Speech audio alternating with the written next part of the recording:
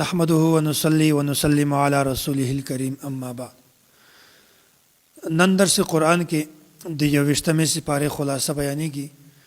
الله تعالی دا فرمایي وای مبلغ سړی ته د دوه شیزونو اهتمام کول پکار ده.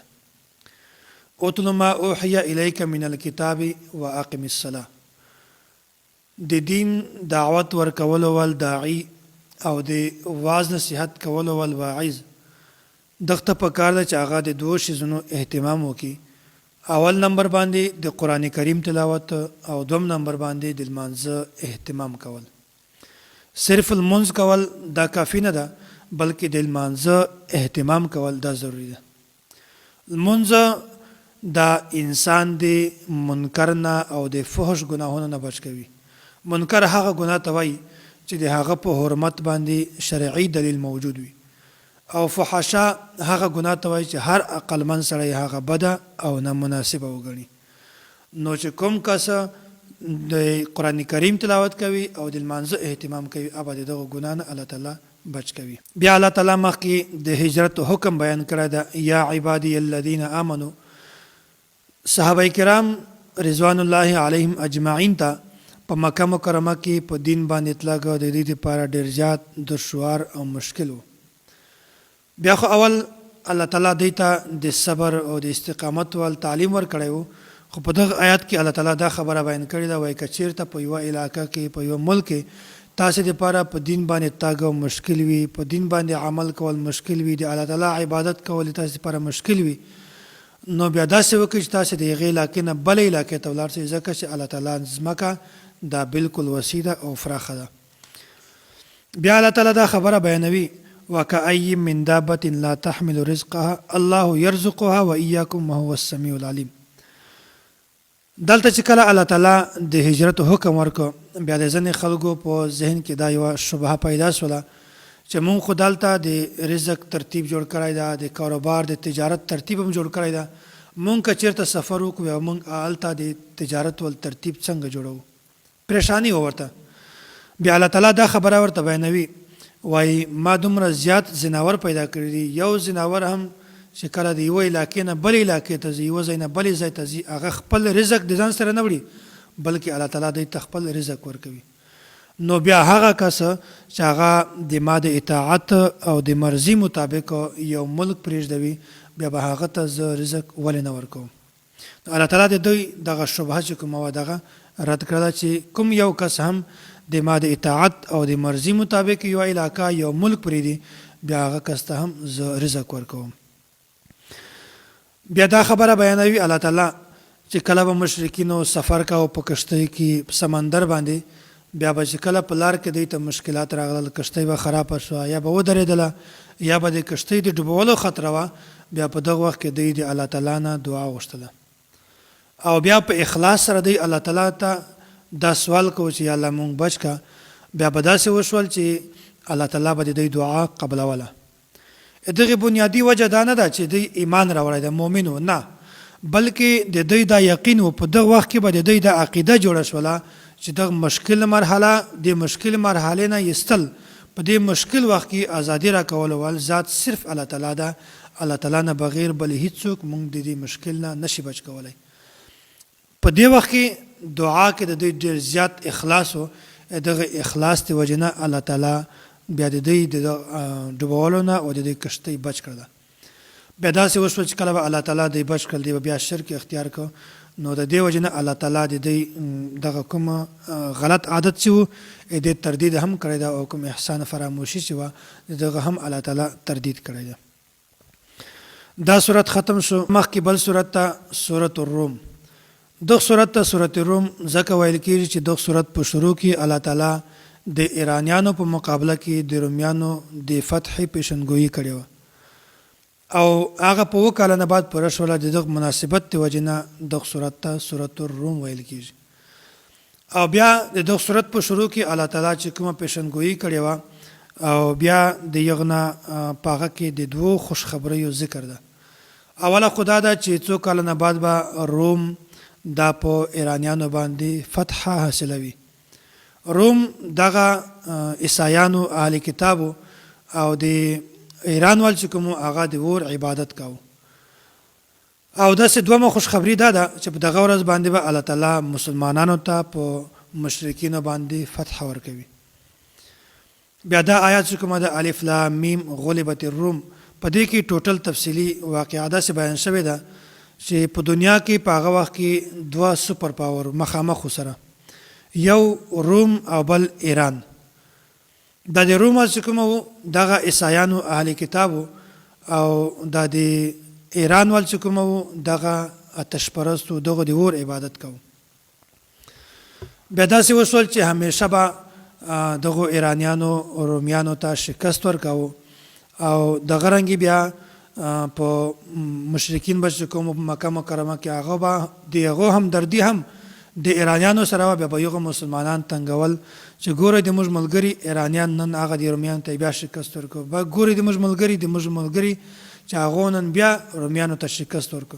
داسې به مسلمانانو ته د طعنه هم ورکوله. بیا داسې وشول چې دا صورت کله نازل شو، په دا کې الله تعالی دوه پیشنګویي بیان کړي. یوه خو دا وه چې څو کالو نه بعد به رومیان دا په ایرانیانو باندې فتح حاصلوي، ایرانیانو ته به شکست ورکوي. او دومره پیشنګویي دا وه چې په دغه ورځ باندې به الله تعالی مسلمانانو ته په مشرکینو باندې فتح ورکوي. خو د مسلمانانو د فتح یعنی د رومیانو په ایرانیانو باندې فتح حاصلول دغه بالکل امکان هم نه و. همیشه به ایرانیانو دغه رومیانو ته شکست ورکاو. بیا په دغه وخت کې د کافرانو مصر ابی ابن خلف دغه د حضرت ابوبکر صدیق رضی الله عنه سره دغه شرط لګاو او ورته ویل چې که مخته نو کالو کې کچيري اهل روم دا ایرانیانو ته شکست ورکیا بیا به زه تاته سلو شان درکوم، او کچيري شکست نه کور په دا مخته نه کاله کې بیا به ته ماته سلو شان راکوي. ابوبکر صدیق رضی الله تعالی عنه دغه شرط قبول کو. دا هغه وخت چې په یو وخت کې د جانبین د طرفونه د دواړو طرفونه د شرط بیانولو اجازه تو پابندي نه ورغله او حرمت نه ورغله. بیا داسې وشول چې وکاله نه بعد بیا اهل روم د ایرانیانو ته شکست ورکو، روم ته فتح حاصل شول او په دغه ورځ باندې غزوه بدر کې مسلمانانو ته فتح حاصل شول. بیا په هغه وخت کې ابی ابن خلف دغه مړ شوی و، خو په دغه ځای کې د کوم بچیانو هغه دغه خپل پلار شرط د په ځای کې ابوبکر صدیق رضی الله تعالی عنه ته سلوشان ورکړل. چې کله ابوبکر صدیق رضی الله عنه ته سلوشان ورکړل بیا دا هغه وخت چې په دغه وخت کې د شرط ممانعت راغلی و، حرمت راغلی و چې شرط دا صحیح نه ده. بیا نبی علیه الصلوۃ والسلام ابوبکر صدیق رضی الله عنه ته وویل چې دغه وشان چې کوم دي دغه صدقه کا. نو داسې دا د روم فتح الله تعالی دا په ایرانیانو باندې دا ټول تفصیل دلته بیان کړی ده. بیا مخته الله تعالی دا خبره بیانوي وای ظهر الفساد فی البر والبحر بما کسبت ایدی الناس. دغه آیات نه خدا معلومیږي چې په دنیا کې کوم یو انسان باندې کوم تکلیف راسي مصیبت راسي د دغه وجنه د اعمال وجه انسان د اعمال د وجنه په یغ باندې تکلیفات او پریشانی مصیبت راځي. او بیا خلکو دا اشکال کوي چې پیغمبرانو باندې چې کوم مصیبت راغلی او کوم پریشانی راغلی و کوم تکلیفات پر راغلی و یا اولیاء نیکو خلکو باندې کوم مصیبتونه راغلی و، آیا دا هم د دوی د اعمالو وجه؟ نو الله تعالی دلته دا خبره بیانوي وای هر انسان ته چې کوم مصیبت راځي یا پریشانی راځي یا تکلیف ورته راځي هغه د اعمالو وجه نه وي، همیشه د اعمالو وجه نه وي، کله کله د اعمالو وجه وي. خو پیغمبرانو باندې چې کوم مصیبت راغلی او پریشانی راغلی هغه د صرف ازمایش لپاره و. الله تعالی د دوی ازمایش کوو، د دغه ازمایش د وجه نه بیا الله تعالی د دوی مقام او مرتبه دا هم پورته کوي. دا صورت ختم شو، مختبل صورت ته صورت لقمان. لقمان دا پیغمبر نه بلکې دا یو نیک او بزرگ انسان. بیا د دغه صورت په شروع کې قرآن کریم د آیات نقل کړی ده ومن الناس من یشتری لهو الحدیث لیضل عن سبیل الله. نظر بن حارث دا یو مشرک کس و، د به د تجارت لپاره لرو ملکو ته سفر کاوه. بیا په یغو ملکو کې د بادشاهانو د زړو بادشاهانو کیسې کہانی د یغو کتابونه به راوړل او داسې وینځي به د هم اخیستل هغه به هم راوړلې او د هغې باوجود د به داسې کول چې د مکې خلک به یې جمع کړل او ده ته به وویل خلکو ته چې تاسې ته محمد هغه د عاد او د سمود او د تیرو خلکو زړې زړې کهانۍ بیانوي، دلته راشئ پرېږدوئ، زه به تاسې ته نوې نوې کهانۍ خوږې خوږې خبرې بیانوم. د ده مقصد دا و چې خلک په نبي علیه صلات وسلام باندې ایمان نه راوړي او قرآن کریم خپل ځان باندې قرآن کریم باندې دوی عمل نه وکړي، دوی اسلام قبول نه کړي. دغه د وجې نه د خلک دا د لارې نه رد کاوه لرې کاوه یې بیا الله تعالی دا خبره بیانوي وایي هغه خلک چې هغه د الله تعالی نه د غافلولو دپاره د خبرې اخلي، بهر ته سفر کوي، یو شی اخلي بل شی اخلي، چې هغه خلک د الله تعالی نه غافله سي، وایي د داسې کس دپاره ډېر دردناک عذاب ده. بیا ولقد اعطینا لقمان الحکمة ان اشکر لله، لقمان د خپل بچی ته دا نصیحت کاوه چې ته د الله تعالی سره څوک شریک مه جوړوه، شرک مه کوه، او که یو وړوکی شی وي دا بیا هم الله تعالی حاضرولی شي، او داسې امر بالمعروف کوه، نهی عن المنکر کوه، او داسې لمونځ قایموه او اخلاق ښه اخلاق، او داسې چا سره چې میلاویږي په ښه ټنډه باندې میلاویږي ورسره چا سره لالچ مه کوه. دا ټول نصیحتونه لقمان خپل بچی ته بیان کړي دي. دغه صورت نوم صورت لقمان ځکه ده چې په دې کې لقمان خپل بچی ته دغه نصیحتونه بیان کړي دي، وجې نه دغه صورت ته صورت لقمان ویل کېږي. ان الله عنده علم الساعه، دلته الله تعالی 15 شیزونه داسې بیان کړي دي چې دغه علم الله تعالی ته ده. اسې خو د هر شي علم دا الله تعالی ته شته، خو دلته بالخصوص الله تعالی 15 شیزونه بیان کړي دي. دغه بنیادی وجه دا ده چې دې باره کې به نجومیانو ډېر زیات خلکو ته خبرې ورکولې چې دا داسې ده دا داسې ده دا داسې ده، خلک به ګمراه کول. نو الله تعالی دا خبره ورته بیانوي، وایي د قیامت علم ان الله عنده علم الساعه، د قیامت علم دا صرف ماته ده چې قیامت په کله راځي او کله به نه راځي. او دوم نمبر باندې الله تعالی فرمایي وینزل الغیث، او باران به کله راوریږي او کله به نه راوریږي، دا ټول ماته علم ده، د ما نه بغیر بل هیچا ته علم نشته. او درېمه خبره دا ده چې د مور په رحم کې بچی دا هیچا ته علم نشته. نن سبا ډېر داسې خلک دي چې هغه د الټراساونډ په ذریعه باندې هغه اندازه لګولی شي، خو د دغه نه مراد دا ده چې الله تعالی ته د دغه علم شته چې دا ځونکی به نیک وي یا به بد وي، د دغه اعمال به څه وي، د دغه به درجه کومه وي، دغه مستقبل کې څومره کار کوي، څومره وخت به دا ژوندی وي، څومره وخت نه بعد به دی مړ کېږي. او بیا الله تعالی ته د دغه علم شته چې کله اول دی رحم ته نطفه ورولویږي، الله تعالی ته بیا هم علم دا چې دا به نر وي او که ښځه به وي، رحم شته او که نشته. او د الټراساونډ په ذریعه باندې 4 میاشتې نه بعد یا څه وخت نه بعد اندازه پته لګېږي، هغې نه مخته اندازه نه لګېږي. خو د دغه مقصد بنیادی دا ده چې الله تعالی ته د دغه انسان د هر عمل پته شته چې دا به نیک وي او که بد به وي. بیا الله تعالی مخکې دا خبره بیانوي وما تدري نفس ماذا تکسب غدا، وایي انسان به سبا څه کوي، بله میاشت کې به څه کوي، کال ته به څه کوي، دغه علم هم صرف الله تعالی ته ده. او بل الله تعالی دا بیانوي وایي انسان به په کوم ځای کې مړ کېږي، دغه علم هم صرف الله تعالی ته ما نه بغیر بل چاته دغه علم نشته. دا ټولې خبرې الله تعالی دلته بیان کړي دي.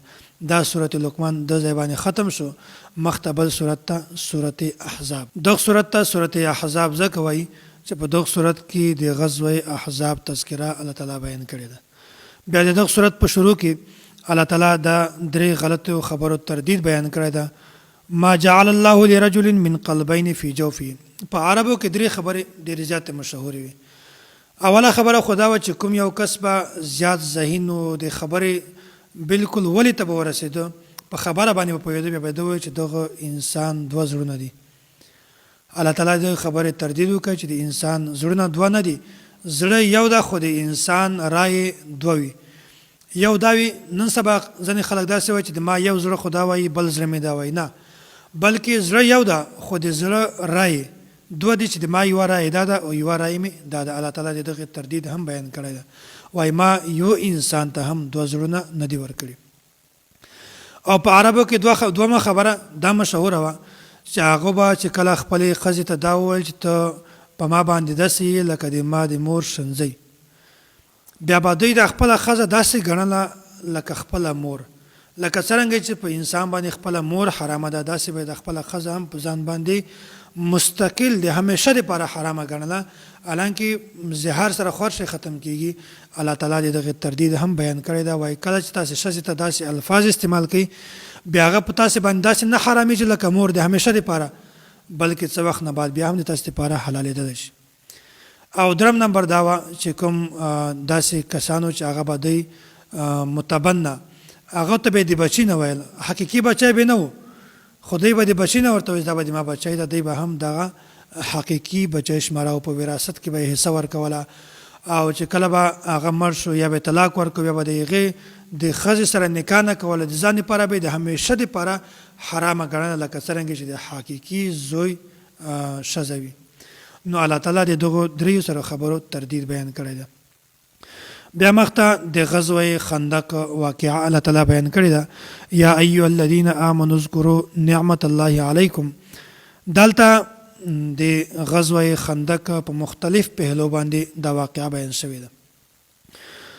مشرکین د مکې چې کوم مشرکینو دا چې کله جنگ بدر کې دوی ته شکست میلاو سو بیا دوی داسې وکړل چې ډېر زیات لشکر دا ټول لشکر چې کوم کافران دی سره جمع کړل په مدینه منوره باندې د حمله کوله دوی دا پلان جوړ کړ او بیا داسې وشول چې دلته نبی علیه الصلاة والسلام ته هم خبر راغی چې دوی خو مدینه باندې حمله کوي او د صحابه کرامو نه مشوره واخیستله او په دې کې یو صحابي چې کوم سلمان فارسی رضی الله عنه دغه دا مشوره وکړه چې موږ به د مدینې نه بهر ته یو خندق جوړ کړو او بیا داسې وشول چې د یوې میاشتې پورې دغه مشرکینو به مدینه منوره باندې رابدل وو او د مسلمانانو محاصره یې کړې وه. یوه میاشت نه بعد بیا الله تعالی خپل قدرت سره هوا وچلوله بهرحال بیا مشرکین واپس ولاړل. دا نه بعد مدینه منوره کې چې کوم بنو قریظه وو دغو هم سرکشي اختیار کړې وه نافرماني یې کوله بیا داسې وشول چې مسلمانانو د دوی محاصره وکړله او هغه نه بعد یو صحابي و حضرت سعد رضی الله عنه د هغه په مشوره سره بیا دوی داسې وکړل چې دغه بنو قریظه کوم بالغ کسانو نارینه هغه قتل کړل او کوم ښځې چې وي یا داسې نابالغ بچیانو د هغو نه غلامان او وینځې جوړې کړلې. داسې دا ټوله تفصیلي خبره بیان شوې ده. بیا مخکې الله تعالی د ازواج مطهرات تذکره بیان کړې ده چې کله غزوه خندق او بنو قریظه دغه کې مسلمانانو ته فتح ملاو شوله بیا په دغه وخت کې د نبی علیه الصلاة والسلام بیبیانې چې کومې وي هغې یوه جایزه مطالبه وکړه د نفقې د زیاتولو دپاره. بیا په دغه وخت کې الله تعالی دا خبره بیان کړې ده د اصل کې د ازواج مطهرات لپاره دا خبره نامناسبه وه. بیا الله تعالی دا خبره ورته بیان کړې ده وایي دوی ته دوه اپشن دي دوه اختیارات دي یا خدا ده چې که چیرې دوی د الله رسول سره وخت تېري کول غواړي بیا د دوی خپل سوچ بدل کړي نفقې د زیاتوالي مطالبه دې نه کوي او که چیرې دوی د دنیا خواهشات او زیب او داسې زینت غواړي بیا د دوی داسې وکړي چې نبی علیه الصلاة والسلام دې پرېږدي او قربان شم په داسې ماندیو باندې بیا دوی اول صورت اختیار کو دوی بالکل خپله رایه بدله کړه سوچ یې بدل کړه او دوی چې موږ نبی علیه الصلاة والسلام اختیاروو. داسې دا ټول تفصیل الله تعالی بیان کړی ده. الله تعالی دې موږ تاسې ته په دین باندې سمجھ را نصیب کړي. الله تعالی دې موږ تاسې د هر قسم منافقت نه او د هر قسم ګناهونو نه په حفاظت کې وساتي. واخر دعوانا ان الحمد لله رب العالمین.